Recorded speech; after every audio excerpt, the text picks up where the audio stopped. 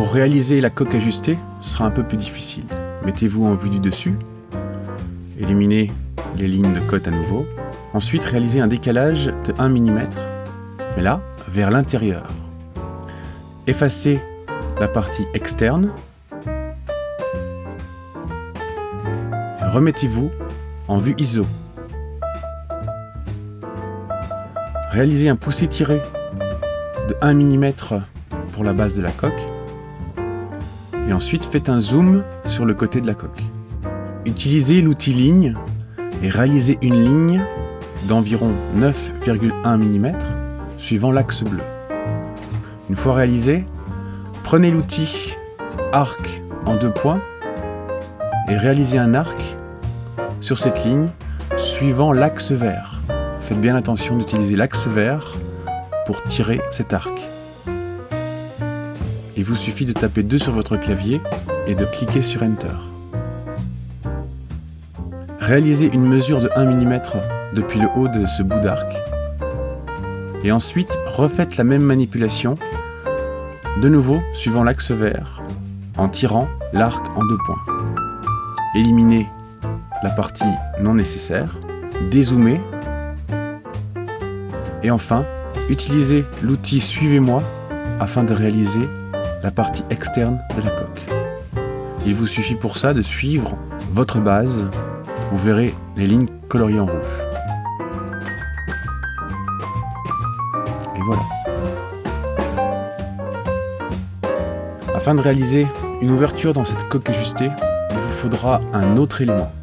Ici, j'utilise un rectangle des dimensions de l'ouverture que je voudrais.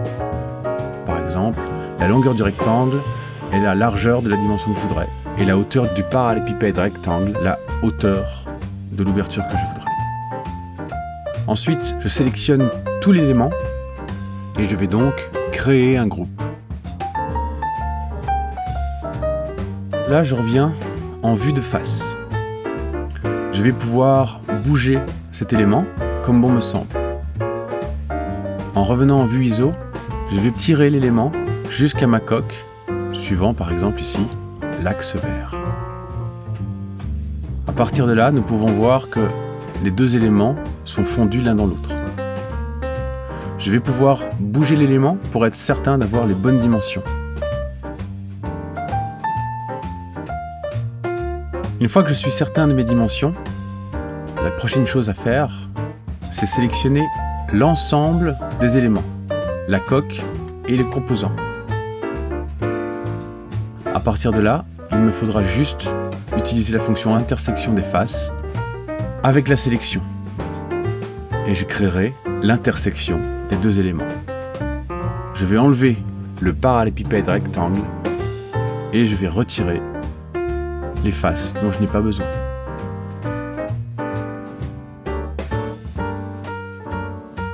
Afin de fermer les surfaces, je vais réaliser les 4 petites jointures que vous pouvez voir là.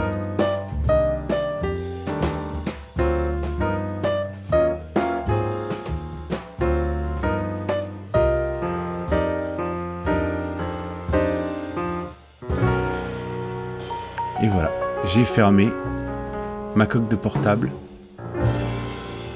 et je peux regarder le travail accompli.